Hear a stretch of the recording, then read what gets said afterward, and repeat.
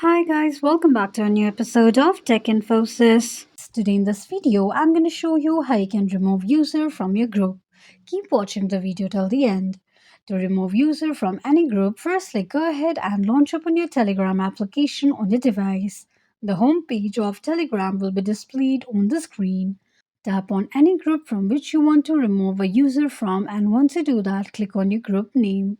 On the next page, tap on pen icon at the top right corner of the page. Click on Members. Now tap on three dots right next to username that you want to remove. From the drop down, tap on Remove from Group. Once you do that, you'll be able to remove user from your group quickly and easily just in few steps. If you have any thoughts or queries, let us know in the comments section. Don't forget to subscribe to our channel for further updates.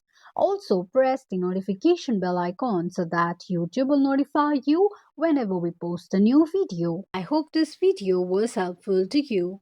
If it was, just go ahead and give us a thumbs up. Feel free to comment down any suggestions or improvements to be made to our channel by commenting on the comment box. We will be looking forward to upload more contents and tutorials on the upcoming video for your convenience. Thank you so much for watching.